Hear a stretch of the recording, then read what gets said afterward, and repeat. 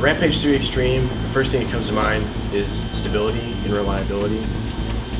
Throughout the contest, basically our first experience with playing with the board, putting it on liquid nitrogen, was really durable. It would get wet, we'd build up a lot of ice, we'd end up heating the board up, removing the water, drying it out, turning it back on, and it would work rock solid just like right out of the box. One of the funny experiences I had last night was it was kind of I was getting some really good numbers out of the board. I was really pushing it. We ran out of liquid nitrogen, so I basically unmounted the board, checked out the bottom of it, and inside the insulation was basically a pool of water that was sitting, touching the bottom of the board. The entire bottom of the board was coated with water, but miraculously, the board didn't care about having water on it. It just continued to bench. So it just goes to show that there's a lot of stability in the design for the board. And being able to pour liquid nitrogen on it all day and not have a board die is also a sign of its rigidity. It's definitely something that's reliable. I can say for somebody who's not going to be using liquid nitrogen, it's going to be an awesome board to have.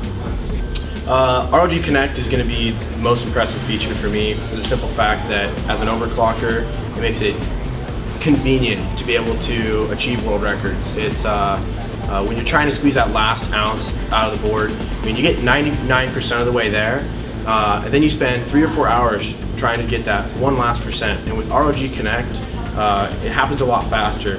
When you top out, overclocking in the BIOS and getting into Windows, it's a lot more difficult to boot through Windows and be able to change settings enough to, let's say, get into Windows at 6.6 gigahertz. That's not really a reality, so we can get into Windows at a lower speed, use ROG Connect to achieve the higher clock speeds, to get that world record, to get that extra performance that we need. It's very convenient to be able to save profiles onto an external device, like on my cell phone or on my laptop, because if the BIOS corrupts, if you flash the BIOS, if you reset the BIOS, you lose your profiles and you have to start from scratch. So if I'm saving all these different profile steps that I've built up over the whole course of overclocking, if I lose them, it's a huge setback. So ROG Connect is a really great feature to have for time saving and for fail safe. As far as the PWMs for the board, I'm very impressed. Rampage 3 blows everything out of the water. We're seeing rock solid stable voltages. We got high PWM output frequencies.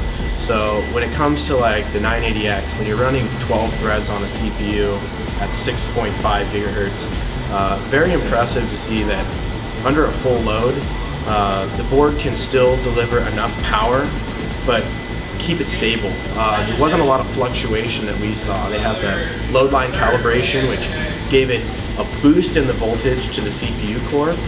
So when we do heavy loads in like 3D Mark 06 CPU test or Vantage CPU test, or the worst would be W prime, that voltage drops that goes to the CPU. Most motherboards will cut out, and that's what we call a V droop. So the CPU becomes less stable, having less voltage. But that load line calibration makes it so that it gives it a little extra on the top when these tests go into play, so that CPU keeps the target voltage that we really want. We're not having to go in, solder mods on the board, put resistors on it, put transistors here. We're not having to take trimmers on, super glue, hot glue, or anything like that. So it cuts down on preparation time, cuts down on hardware failures, mistakes you might make in soldering on a board. You know, having those features embedded in the BIOS really gives a huge advantage for people who are upper level enthusiasts that want to gain that extra mile. Hardware selection is absolutely the best. I mean, it's an overclocker's buffet, and that's what I've always envisioned for having an event. Giving us basically the best tools to work with as early as possible was a good sense of accomplishment on the side of this event for us.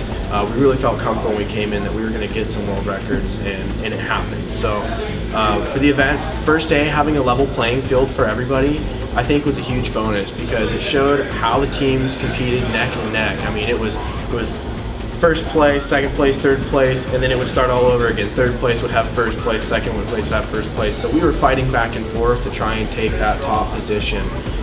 The strategy for day one was to have 2 X58 Rampage 3 boards running and 1 P55 Maximus 3 board running.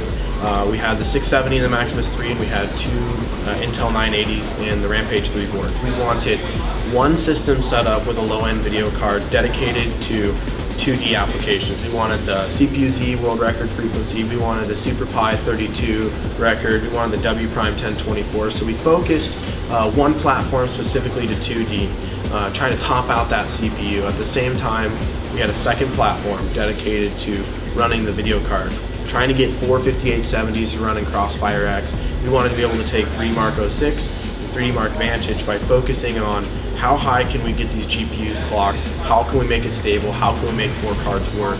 And then the last part of the strategy to kind of key that brought it all together would be to take the CPU that we pull from our 2D rig, put it into the 3D rig with the video card. So now we have the fastest chip that we have, binned to a stable speed, and it's, when we couple that with the video cards, that was going to be our key to success for having an awesome CPU and great video cards to be able to reach those records for 3D Mark 06 and 3D Mark Vantage.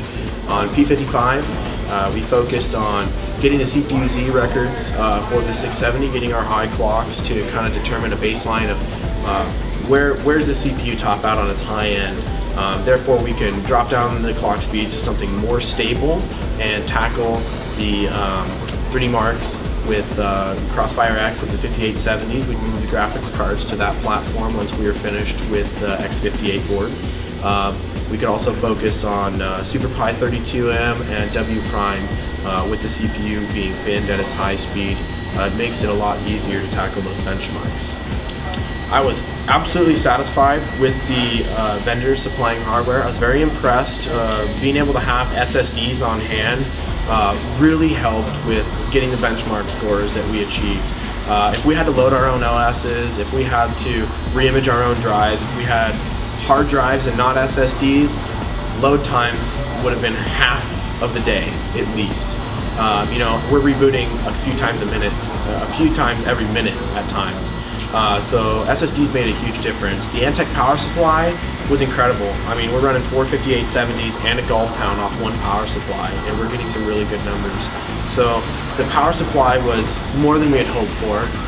It's unusual to get such a complete package of sponsorship, and I have to give a thanks to all the vendors for what they did. I understand it's not easy to be able to supply all this high-end hardware for an event, and you know, to entrust people to pour liquid nitrogen on it, it really shows something from the sponsors.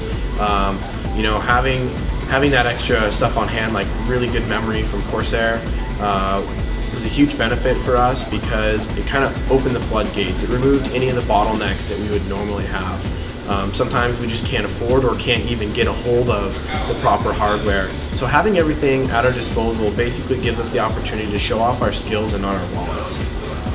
Probably a funny moment, but it's definitely a sad moment, was when on the first day about 4 p.m. we basically ran out of liquid nitrogen. I think we had about 3 liters left, and I turned around to refill. I thought we were still on our first tour, but we had actually gone through 60 liters already. We thought there was going to be more available for us, so we made the mistake of not paying attention to how much we were using at the time.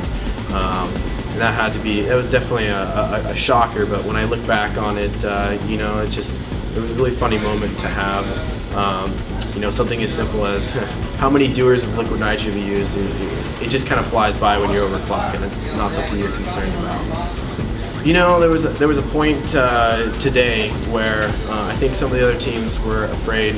Halfway through yesterday, we couldn't compete. We got some really good numbers. We broke a world record. We're moving on to break some other world records, but without the liquid nitrogen, nothing we can do. So I think they were afraid that once we got our liquid nitrogen back, that we were really going to be a threat to the scores. I think that they were really intimidated by us, and they decided to basically team up. So instead of a 3-on-3, it was a 2-on-1. So it was rather interesting to see the competing teams work together to try and beat us. And absolutely would want to see something like this again. As far as the first time event like this, I think it went off extremely well. Very successful, being able to break world records on new technology like this in such a limited time, very beneficial. I would just say more liquid nitrogen, more time, and we can really show our skills.